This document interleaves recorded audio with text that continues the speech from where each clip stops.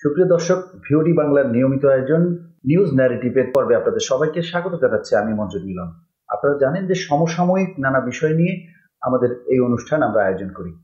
আজকে আমাদের সাথে আলোচনায় অংশ নিয়েছেন Bangladesh liberal Democratic party LDP Dhaka মহানগরের আহ্বায়ক আরিফুল হক। আরিফুল হক, আপনাকে আমাদের ভিওডি বাংলার স্টুডিওতে স্বাগত জানাচ্ছি।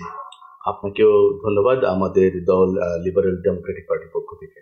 ধন্যবাদ। আমরা শুরুতেই আলোচনা করব আসলে বর্তমানে যে বিষয়টি আসলে আলোচনার বিষয়বস্তু, এর মধ্যে আমরা জানি যে আওয়ামী লীগের যে রাজনৈতিক কর্মকাণ্ড সেটি প্রজ্ঞাপন জারি করে নিষিদ্ধ করেছে। এর আগে আমরা দেখেছি যে এনসিপি সহ অনেকগুলো রাজনৈতিক দলের ছাত্র সংগঠন এবং বিভিন্ন রাজনৈতিক দল সেখানে যে তাদের সাথে একাত্মতা ঘোষণা করেছে, তার প্রেক্ষিতে সরকার রাজনৈতিক দলের কর্মকাণ্ড নিষিদ্ধের একটি ঘোষণা দিয়েছিল, পরবর্তীতে প্রজ্ঞাপন জারি করা হলো। তো আসলে এই বিষয়টিকে কিভাবে দেখেন? আসলে ধন্যবাদ, খুবই গুরুত্বপূর্ণ একটা প্রশ্ন। 5 আগস্টের পর থেকে আওয়ামী লীগ নিষিদ্ধের দাবিটা এসছে বা নিষিদ্ধের মতো ছিল। এটা একটা বিষয়। নিষিদ্ধ করার দাবি এই কারণে ছিল যে গোটা 16 বছরের আওয়ামী লীগের শাসন আমলকে যদি আমরা ব্যাখ্যা করি, তাহলে সেখানে বিশেষ করে 14, 18 এবং 24 এই তিনটা নির্বাচনের মধ্য দিয়ে আওয়ামী লীগ এই দেশের রাজনীতি করবার সমস্ত রকম লেজিটিমেসি হারিয়েছে বলে আমার মনে হয়। তো সেইখান থেকে 5 আগস্টের এই অভ্যুত্থানের পরপরই আমার কাছে মনে হয়েছে অন্তর্বর্তীকালীন সরকারকে এই সিদ্ধান্তটি নেওয়ার উদ্যোগ নেওয়ার দরকার ছিল, খুব জরুরি ছিল। কিন্তু সরকার নানা কারণেই এই দিকে খুব একটা হাঁটেনি, এই দিকে খুব একটা এগোয়নি। ফলে যে সমস্যাটা তৈরি হয়েছে, আওয়ামী লীগও চেয়েছে যে ঠিক আছে তারা রাস্তায় নামবে কিংবা তারা তাদের কর্মসূচি ঘোষণা করবে, তাদের কর্মকাণ্ডের জন্য অনুতপ্ত হওয়া তো দূরের বিষয়, তারা বরং কোনো না কোনোভাবে শেখ হাসিনা বিদেশে পালিয়ে গিয়ে সেখান থেকে নানা রকম উস্কানি দিয়ে তার এদেশীয় এখানে যারা রয়ে গেছে তার নেতা বা কর্মীরা, তাদেরকে সে নানাভাবে উস্কানি দিয়ে রাস্তায় নামাবার চেষ্টা করেছে। ফলে জনগণের মধ্যে যে ক্ষোভ ছিল, জনগণের সেই ক্ষোভ একটা মব জাস্টিসে পরিণত হয়েছে। ফলে এটার সাফারার হয়েছে আসলে এই দেশের মানুষেরা। কিভাবে এর ভেতর দিয়ে মব জাস্টিসের ভেতর দিয়ে আন্দোলনটা একটু প্রশ্নবিদ্ধ হয়েছে যে আসলে আমরা কি মব জাস্টিসের জন্য এই আন্দোলন করেছি। এটা একটা দিক। যদি সরকার তাৎক্ষণিকভাবে এই সিদ্ধান্তটা নিত যে আওয়ামী লীগ এখানে আসলে রাজনীতি করার লেজিটিমেসি হারিয়েছে, 1 নম্বর। 2 নম্বর হলো যে আওয়ামী লীগ একটা সংগঠন, কিন্তু তারা সরকার পরিচালনা করেছে। তাদের সরকারের মধ্যে যারা বিভিন্ন রকম দায়িত্ব ছিল, আমি বলবো যে মন্ত্রী মিনিস্টার থেকে শুরু করে তাদের দলীয় নেতাকর্মীরা পর্যন্ত নানান রকম অপকর্মের সঙ্গে লিপ্ত ছিল এবং সেগুলোকে আসলে বিচারের আওতায় আনা দরকার ছিল। একটা কথা এরকম ভাবে শোনা যায় বিভিন্ন মহল থেকে যে আওয়ামী লীগের যারা নেতাকর্মী, ধরেন উচ্চ পদস্থ নেতাকর্মী, আমি যদি নাম ধরে বলি ওবায়দুল কাদের, তারপর বা এই শ্রেণীর যারা নেতৃবৃন্দ ছিলেন আওয়ামী লীগের, তারা একটা দীর্ঘ সময়, আরাফাত রহমান একটা দীর্ঘ সময় পর্যন্ত দেশের ভিতরেই ছিলেন এবং তারা কোনো না কোনো ভাবে নিরাপদে দেশ ত্যাগ করতে পেরেছেন। এটা কিভাবে সম্ভব হয়েছে? আসলে এই 5 আগস্টের পরে যে সরকার আমরা দেখেছি, 5 আগস্টের পরে তো আমরা বিপ্লবের পক্ষের সরকার দেখেছি, তাহলে তারা কিভাবে নিরাপদে পালিয়ে গেল? দেশের কোটি কোটি মানুষের মতো আমার কাছে এটার কোনো উত্তর নেই, কিন্তু কোটি কোটি মানুষের ভেতরে এই প্রশ্ন আছে যে তাদের ভেতরে এই ধারণা জন্মেছে যে তারা দেশের ভিতরে ছিল, তারা কোনো না কোনো ভাবে এই খবরটা পেয়েছে যে তারা দেশের ভিতরে ছিল এবং তারা দেশ থেকে পালিয়ে গেছে। কিভাবে গেছে এই প্রশ্নটা আমি মনে করি সরকারকে দিতে হবে একদিন। আমি মনে করি সরকারকে দিতে হবে। সরকার এই প্রশ্ন উত্তর দিতে পারেনি বলেই সরকার নিজে প্রশ্নের মধ্যে পড়ে গেছে আজকে। তারপরে আপনি দেখেন যে ঘটনার ভেতর দিয়ে আজকে আওয়ামী লীগকে নিষিদ্ধ করতে হলো, এগুলো হয়েছে কি, এগুলো আসলে আমরা শেখ হাসিনার 16 বছরের আমরা যেসব নাটক দেখতাম এরকম একটা পুরনো নাটক বলে মনে হয়েছে আমার কাছে। হঠাৎ করে দেশে একটা ঘটনা ঘটলো, আওয়ামী লীগের একজন খুব ধরেন শেখ হাসিনার পরেরই যিনি নেতা আব্দুল হামিদ খান, প্রাক্তন রাষ্ট্রপতি, উনি সম্ভবত 2 বার রাষ্ট্রপতি ছিলেন বাংলাদেশের, তিনি এই অভ্যুত্থানের 9 মাস পরে বাংলাদেশের, তিনি তো পালিয়ে যাননি, বিমানবন্দর দিয়ে তিনি চলে গেলেন। তার নামে সম্ভবত মানে খুনের মামলা ছিল এরকম করে বলা হয়ে থাকে, কিন্তু আমি যেটা জেনেছি খুনের মামলা আছে। হ্যাঁ, দুটো খুনের মামলা আছে। আমি সম্প্রতি যেটা জেনেছি এরকম কোনো মামলা তার নামে নেই, কিন্তু সেটা বড় বিষয় না। তিনি এই রাষ্ট্রযন্ত্রের সঙ্গে, তার শেখ হাসিনার 16 বছরের শাসনের সঙ্গে তিনি ওতপ্রোতভাবে প্রত্যক্ষভাবে জড়িত ছিলেন। যে 3টি নির্বাচন হয়েছে তার মানে কোনোটিতেই তার কোনো আপত্তি ছিল না। তিনি একবারের জন্য রাষ্ট্রপতি হিসেবে বা তিনি কোনো প্রতিবাদ সেখানে করেননি। তিনি তার জায়গা থেকে তার নামেও নানাবিধ অভিযোগ আমরা মানুষের কাছে শুনি। তো সেই মানুষটি যখন পালিয়ে যায়, জনগণের মধ্যে যখন তীব্র ক্ষোভ দেখা দেয়, জনগণ যখন এটা বুঝতে পারে যে এটা 25-এর যে অভ্যুত্থান, 25-এর যে তুমুল গণ অভ্যুত্থান, সেই গণ অভ্যুত্থানের সঙ্গে এটা 5 আগস্টের যে অভ্যুত্থান সেটার সঙ্গে একটা প্রহসন ছাড়া বা একটা খুব স্থূল রসিকতা ছাড়া আর কিছুই না। আসলে সরকার যারা গঠন করেছে তাদের মধ্য থেকে ছাত্র নেতৃবৃন্দ আছে, আবার তাদেরই একটি অংশ গিয়ে আমরা দেখতে পেলাম যে এই এই আওয়ামী লীগ নিষিদ্ধের দাবি তুলেছে কখন, যখন আব্দুল হামিদ সাহেব দেশ থেকে পালিয়ে গেলেন। তার আগে তাদের সময় হলো না যে একত্র হয়ে এটা সরকারকে চাপ দিয়ে যে না, তাদের বিরুদ্ধে আসলে ব্যবস্থা নিতে হবে। যাদেরকেই গ্রেপ্তার করা হয়েছে সেইভাবে সেই গ্রেপ্তার মামলাগুলো নিয়েও বা গ্রেপ্তারি ইস্যুগুলো নিয়েও জনমনে প্রশ্ন আছে। কিরকম প্রশ্ন? যে প্রত্যেকের নামে ঢালাও হত্যা মামলার অভিযোগ দেওয়া হয়েছে। সেই হত্যা মামলার অভিযোগগুলি যদি দেওয়া হতো, সেই হত্যা মামলার আমরা সুস্পষ্ট অভিযোগ আশা করেছিলাম। তাদের নামে আরো নানাবিধ মামলা আসতে পারতো। যেমন ধরুন যে সালমান এফ রহমানের কথা যদি আমি ধরি, সালমান এফ রহমান তার নামে শেয়ার কেলেঙ্কারির নিয়ে বিস্তর কথাবার্তা আছে। সেই সময়ে একটা রিপোর্ট, যিনি জাহাঙ্গীরনগর বিশ্ববিদ্যালয়ের প্রাক্তন উপাচার্য আমিরুল ইসলাম চৌধুরী একটা রিপোর্ট করেছিলেন, সেই ইনভেস্টিগেশনে তার নামে খবর বেরিয়েছিল। সেটা প্রকাশিত হয়েছিল কিনা আমি জানি না, কিন্তু আমি যতটুকু জানি যে এই বিষয়ে এই ইনভেস্টিগেশনের কারণে, এই রিপোর্টের কারণে তার উপরে হুমকি এসেছিল। এবং আপনারা যদি লক্ষ্য করে থাকেন, বাংলাদেশের গণ অভ্যুত্থানগুলোর ইতিহাসে 90-এর গণ অভ্যুত্থান এটা অত্যন্ত গুরুত্বপূর্ণ গণ অভ্যুত্থান। সেই গণ অভ্যুত্থান এরশাদকে সহযোগিতা করবার জন্য যেসব মানুষ কালো তালিকাভুক্ত ছিলেন, সালমান এফ রহমান ছিলেন তাদের মধ্যে একজন। সেই সময় থেকে তিনি কালো তালিকাভুক্ত একজন। তারপরে তিনি শেখ হাসিনার সঙ্গে এইভাবে আঘাত করলেন।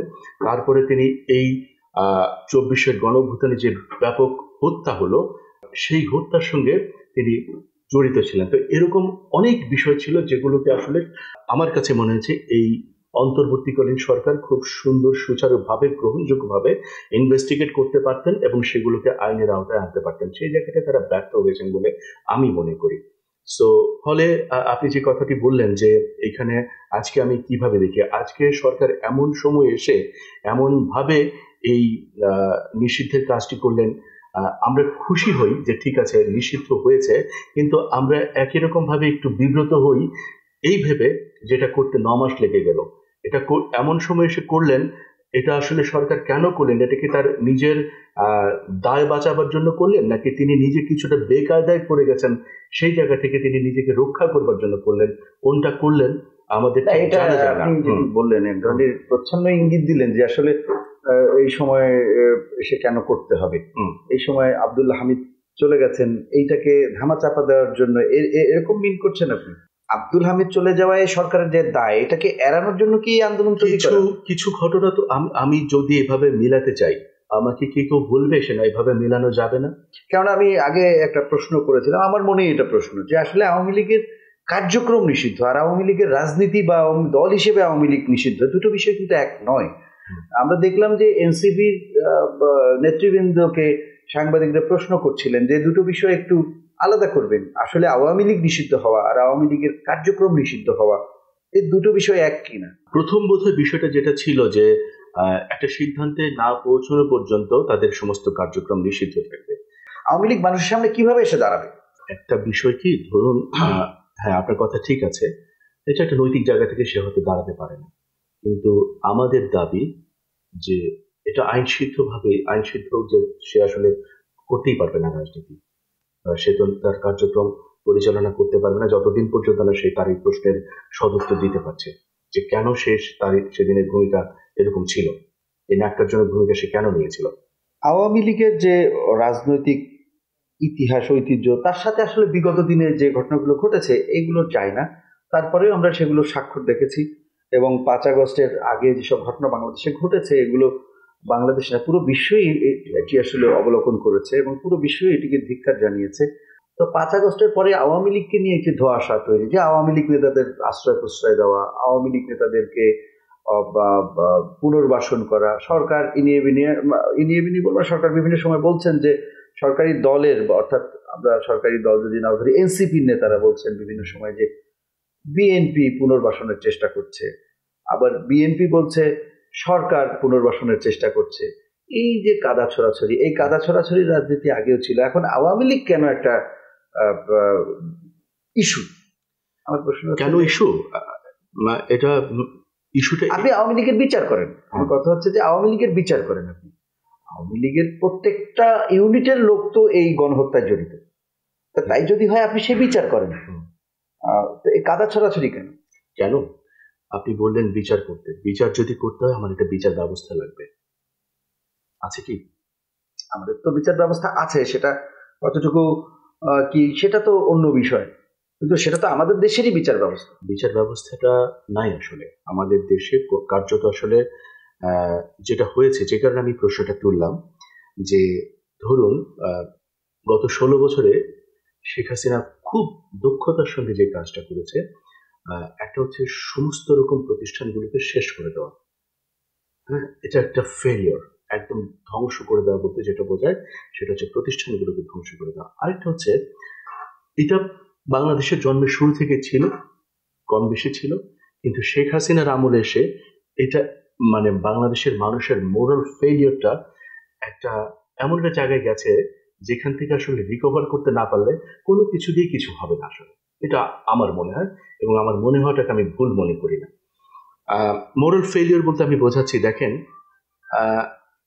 আমি খুব সহজভাবে বলি, ধরুন আমরা একটা মানুষ, তার পুলিশ ক্লিয়ারেন্স লাগবে, সে কি পুলিশ ক্লিয়ারেন্সটা পাবে পুলিশকে ঘুষ না দিয়ে? আপনি আমাকে বলতে পারবেন একজন পেয়েছে?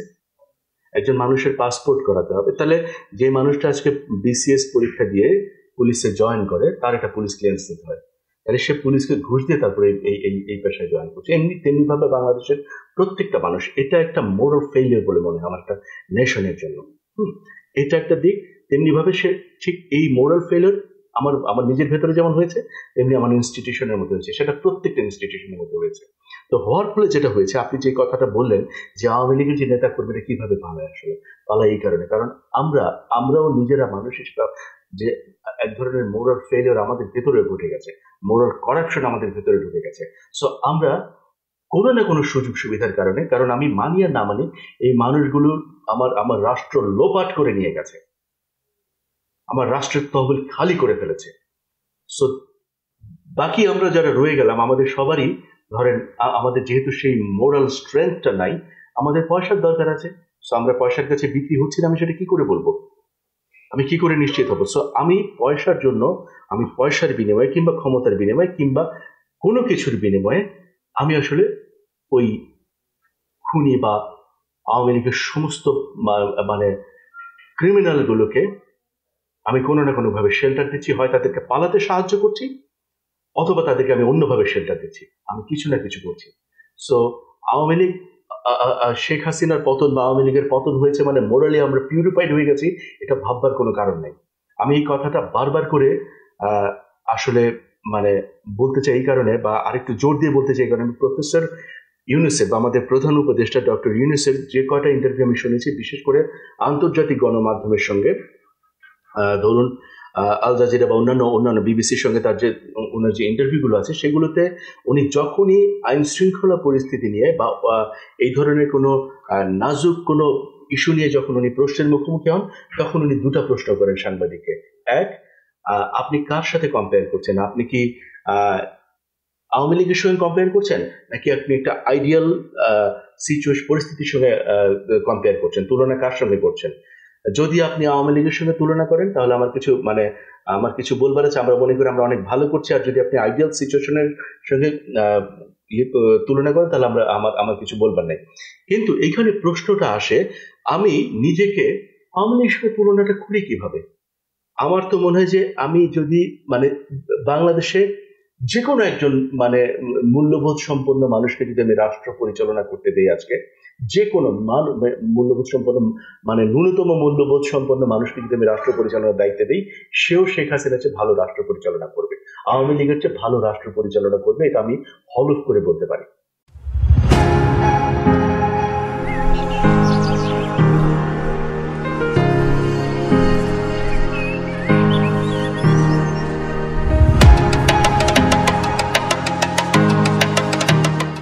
ডক্টর ইউনূস আমাদের মাননীয় প্রধান উপদেষ্টা, তিনি তো ভালোভাবেই রাষ্ট্র চালাচ্ছেন। ভালোভাবে, রাইট। আমি ভালোভাবে যদি আপনি এখন শেখ হাসিনার সঙ্গে তুলনা করে যদি ভালো হতে হয়, তাহলে সেই ভালোটা আসলে ভালো না।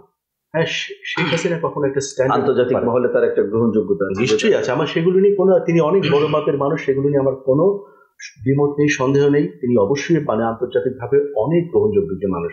আমাদের বাংলাদেশে এরকম গ্রহণযোগ্য মানুষ আমরা হয়তো এখনো পর্যন্ত পাইনি। কিন্তু তিনি যখন বলেন যে আপনি শেখ হাসিনার আমলের সঙ্গে কি তুলনা করছেন, আমি কেন শেখ হাসিনার আমলের সঙ্গে তুলনা করবো নিজেকে? আসলে আমার আমার আমার স্ট্যান্ডার্ড আরো অনেক হাই হওয়ার কথা। আজকে ধরেন যে আজকে আমাদের 5 আগস্ট শেষ হওয়ার পরে আজকে আমরা 24শে 5 আগস্ট গেল, তারপরে আমরা 25শে এলাম, আমাদের 9 মাস আমাদের অভ্যুত্থানের হয়ে গেল। একটা রাষ্ট্র 9 মাস, একটা সরকার, একটা উপদেষ্টা সরকার 9 মাস দায়িত্ব পালন করছে। 9 মাসে তার মানে আসলে 9 মাসের কোনো এক্সকিউজ দেওয়ার মতো কোনো বিষয় থাকে না আসলে। তার উনি এই কথাটা বলবার ভেতর দিয়ে উনি যে কথাটা আসলে বলেন, এই রাষ্ট্রের সমস্ত কিছুর উপর তার কর্তৃত্ব নাই আসলে। তাহলে কার উপর কার আছে কর্তৃত্ব? আসলে কার? আমি তো জানি না কার কর্তৃত্ব আছে, কিন্তু ওনার কথা এটা স্পষ্ট যে ওনার কর্তৃত্ব নাই।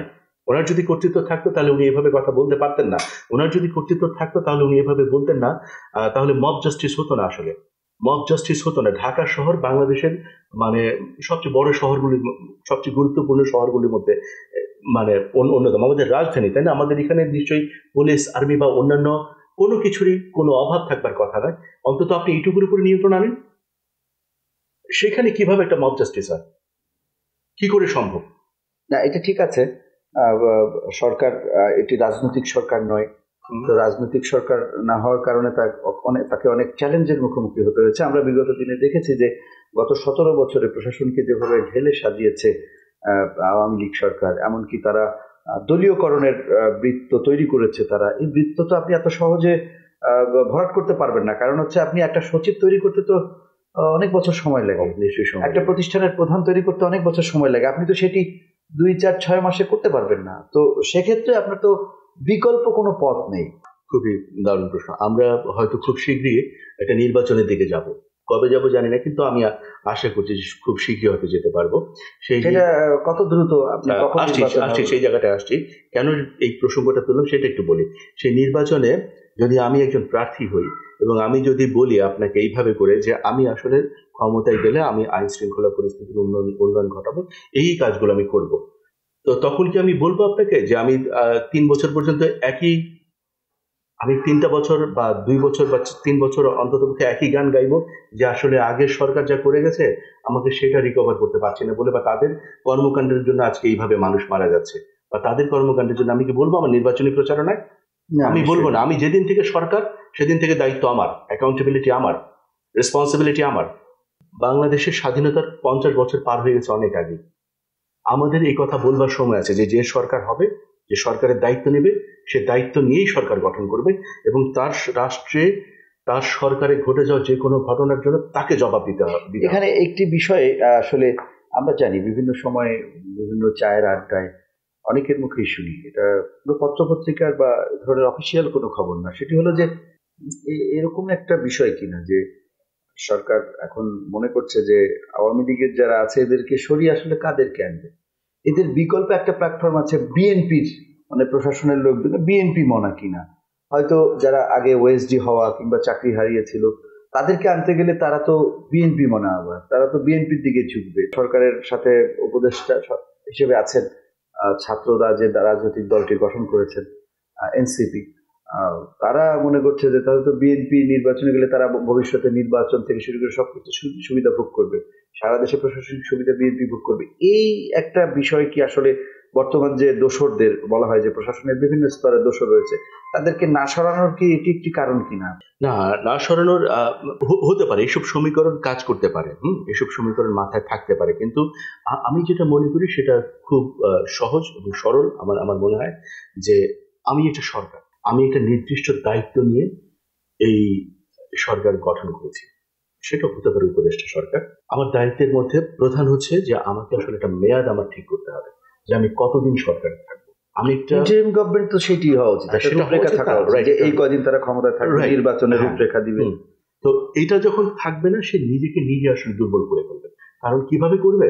আরেকজনে সে করে দিয়ে যাবে না, জনগণের মনে। কিন্তু সরকার তো সেখানে বলছে যে জনগণ আমাদেরকে জুলাই আগস্টে যে আন্দোলন হয়েছে সেই আন্দোলনের মধ্য দিয়ে এক ধরনের তাদেরকে সমর্থন দিয়েছে এসব করার, তাদেরকে যে সংস্কার করার জন্য যথেষ্ট সময় দিয়েছে, জনগণের সাপোর্ট আছে, তারা বিভিন্ন সময় বলছেন। এটা যদি বলে থাকে তারা তারা ভুল বলছে, অথবা তারা বুঝতে পারেনি আসলে জুলাই আন্দোলনের স্পিরিটটাকে বুঝতে পারেনি। কারণ জুলাই আন্দোলন কখনো কোনো একটা সরকারকে এই লেজিটিমেসি দিবে না যে তোমার যতদিন মন চায় তুমি থাকো। তারা তো থাকছে, আপনারা রাজনৈতিক দল যারা রয়েছেন তারা তো সেই লেভেলের প্রেশার ক্রিয়েট করতে পারছেন না, আপনাদের দাবি কেন মানবে সরকার? খুবই সত্যি কথা, এই জায়গায় রাজনৈতিক দলগুলো দুর্বলতা থাকতে পারে, এবং আছে বলেও আমি মনে করি যে আসলে রাজনৈতিক দলগুলো সেই শক্তি নিয়ে, সেই নৈতিকতা নিয়ে, সেই সাহস নিয়ে সরকারের সামনে দিতে পারছে না, সরকারকে ট্যাকল করতে পারছে না বলে এই সরকারকে এই জায়গাটা নিতে পারছে না। এটা একটা দিক, কিন্তু সরকারের নিজেরও দায়িত্ব আছে যে এই জায়গাটায় কথা বলবার, যে আমার আমার মেয়াদ আসলে এতদিন পর্যন্ত, অথবা আমি আগামী এত তারিখের মধ্যে আমি ইলেকশন ডিক্লেয়ার করবো, এত তারিখের মধ্যে ইলেকশন হবে এবং নির্বাচিত সরকারের কাছে ক্ষমতা দিয়ে হস্তান্তর করে আমি বিদায় নিব।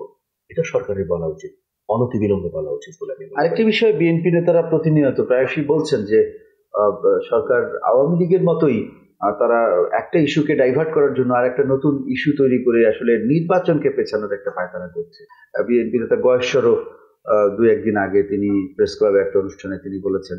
পাশাপাশি বিভিন্ন সময় বিএনপি নেতারা এই অভিযোগ করছেন। আসলে আপনি কি মনে করেন? একটা হচ্ছে যে একটা মানে রাজনৈতিক দল, এই দলের কেউ যখন এই কথাটা বলে, অ্যাপারেন্টলি আমার কাছে মনে হয় যে কথাটার মধ্যে সত্যতা আছে আসলে, বা কথাটাকে যে আমি মানে নিছক একটা কথা বলে, হ্যাঁ, একটা কিছু বলে আমি উড়িয়ে দেবো, আমি সেই জায়গাটায় আজকে আমি সরকারকে আর দেখি না। কারণ সরকার আসলে নানাভাবেই টাল বাহানা করছে নির্বাচন থেকে পিছিয়ে দেওয়ার জন্য। সরকার এখনো পর্যন্ত, আমি বারবার বলছি, একটা কংক্রিট কোনো ডেট, স্পেসিফিক ডেট ডিক্লেয়ার করতে পারেনি, ব্যর্থ হয়েছে এই জায়গাটায়। সো এইরকম কথা বলবে রাজনৈতিক দলের নেতৃবৃন্দ বা রাজনৈতিক দলগুলো, এটা অত্যন্ত স্বাভাবিক, খুবই স্বাভাবিক। আমরা এখন একটু ভিন্ন বিষয় নিয়ে আলোচনা করব। এতক্ষণ আমরা নির্বাচন এবং আওয়ামী লীগের কার্যক্রম নিয়ে আলোচনা করছিলাম। ভিন্ন সেটি হলো যে আমরা দেখেছি যে আদালতের রায়ে বেশ কিছুদিন আগে ঢাকা দক্ষিণের মেয়র হিসেবে রায় পেয়েছেন নিজের পক্ষে ইশরাক হোসেন। পরবর্তীতে অনেক সময় পেরিয়ে গেছে, তিনি শপথ নিতে পারবেন কিনা, প্রজ্ঞাপন জারি হবে কিনা। পরবর্তীতে প্রজ্ঞাপনও জারি হয়েছে যে সে মেয়র ঢাকা, কিন্তু তাকে শপথ দেওয়া হচ্ছে না। সরকার গড়িমসি করছে, সরকার চাইছে না, হয়তো বা চাইছে কি চাইছে না আসলে আমরা এখন স্পষ্ট না, ওভাবে না বলি। তাহলে বিষয়টিকে কিভাবে দেখছেন? ইসি বলছে যে না, আমরা আপিল করবো না, সিদ্ধান্ত নিয়েছে আনুষ্ঠানিকভাবে।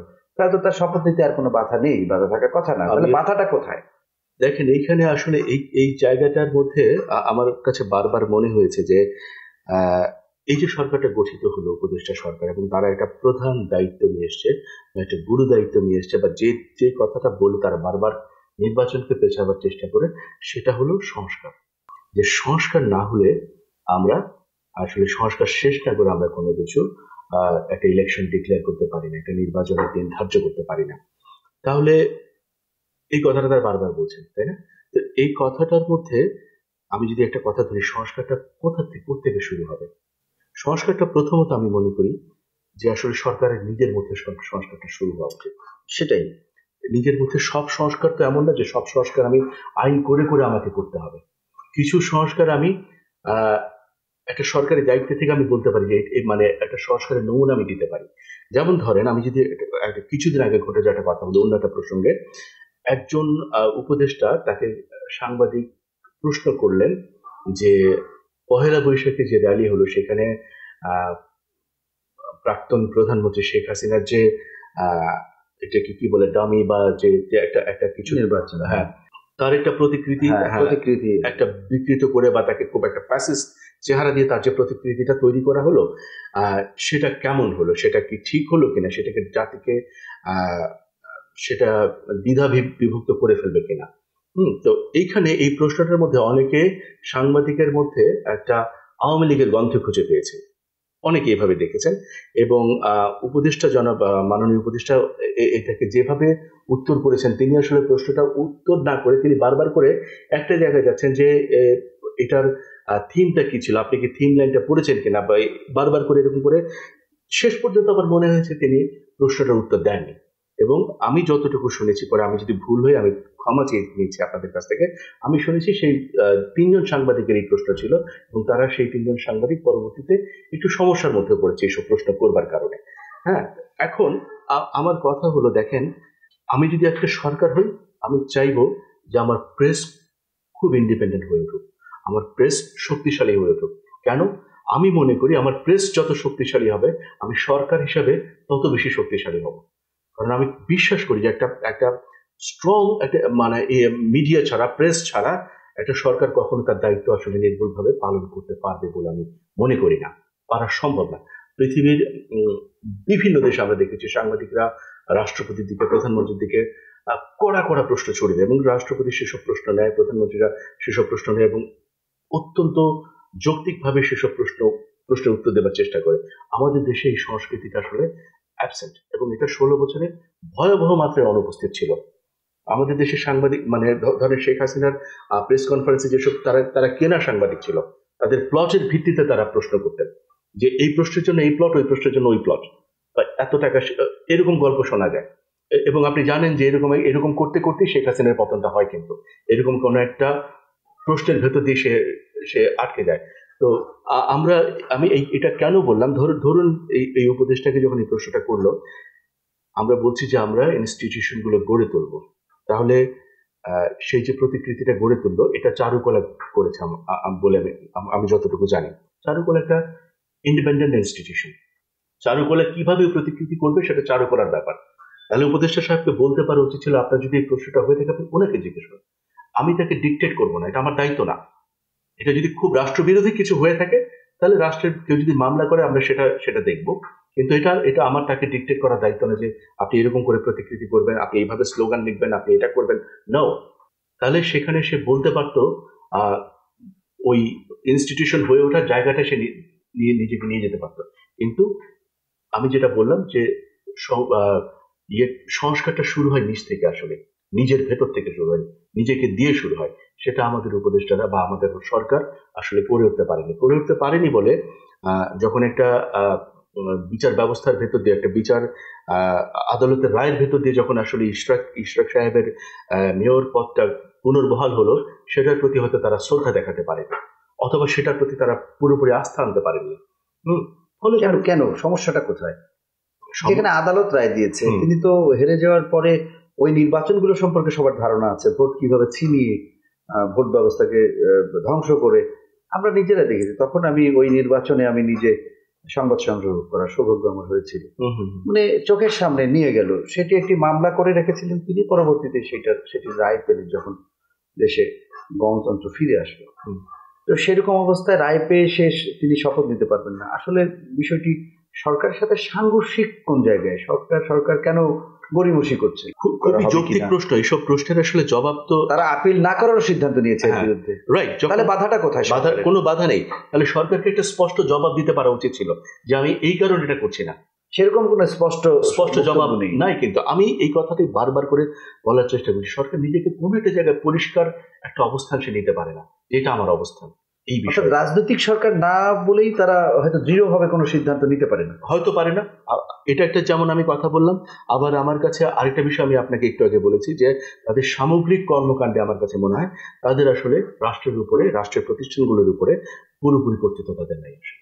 এখানে কি প্রচ্ছন্ন আওয়ামী দোসররা অনেকটা নিয়ন্ত্রণ করছে? এরকম হতে পারে, নিয়ন্ত্রণ করছে বা অন্য কোনো ইনফ্লুয়েন্স থাকতে পারে, আমি জানি না, থাকতে পারে, কিন্তু তারা পারছে না, এটা সত্যি কথা। তাদের কর্মকাণ্ডে এটা পরিষ্কার বোঝা যায়। যাই হোক, আমরা এবার আরেকটু ভিন্ন বিষয়ে আমরা আলোচনা করব, পাক ভারত যুদ্ধ নিয়ে। পাক ভারত যুদ্ধ চলছিল গত এক সপ্তাহ ধরে। তো তো সেখানে আমরা দেখেছি হামলা পাল্টা হামলা। পাহেলগামে প্রথম যখন সন্ত্রাসী হামলা হয়, এরপরে ভারত পাকিস্তানে একযোগে হামলা চালায়, পরবর্তীতে পাল্টা হামলা চালিয়েছে পাকিস্তান। পরবর্তীতে আমরা দেখেছি যে ইন্টারন্যাশনাল বিশ্ব তারা এখানে ইন্টারফেয়ার করেছে। তারা দুদেশের উপদেষ্টা পর্যায়ে কথা বলেছে যুদ্ধবিরতির জন্য, তারা দুদেশে সম্মত হয়েছে। কিন্তু আজকে দেখলাম দুই দেশই বলছে যে প্রথম কারা যুদ্ধবিরতির প্রস্তাব দিয়েছে। ভারত বলছে পাকিস্তান, পাকিস্তান বলছে ভারতে যুদ্ধবিরতির প্রস্তাব দিয়েছে। অথচ আমরা যুদ্ধবিরতির প্রস্তাব আসার সাথে সাথে দুদেশের জনগণ কিন্তু উল্লাস প্রকাশ করছে, মিষ্টি বিতরণ করেছে। আসলে আসলে যুদ্ধ অর্থই কি যুদ্ধ শেষ হওয়ার পরও কথার যুদ্ধ চালাতে হবে? আপনি কি মনে করেন? দুইটা বিষয় আছে। একটা হচ্ছে কি, দেখেন, আপনি খুব গুরুত্বপূর্ণ একটা কথা বললেন যে আমরা এটা শেষ হওয়ার ঘোষণার সঙ্গে সঙ্গেই দুদেশের মানুষ মিষ্টি বিতরণ করেছে। তো অর্থাৎ মানুষ যুদ্ধ চায় না। হ্যাঁ, মানুষ যুদ্ধ চায় না, খুব ইমোশনাল একটা জায়গা কিন্তু। কারণ কষ্ট মানুষগুলোরই হচ্ছিল। এই দুদেশের মানুষের মধ্যে হয়তো আত্মীয়তাও আছে, অনেক অনেক নিশ্চয়ই আছে, তাই না? এরা কেউ যুদ্ধটা চায়নি। এবং আমরা যদি ডিপ স্টেটের খোঁজ নিয়ে থাকি তাহলে আমরা দেখব যে দুই দেশেরই আভ্যন্তরীণ ইস্যু ধামাচাপা দেবার জন্য এই যুদ্ধ তৈরি করা।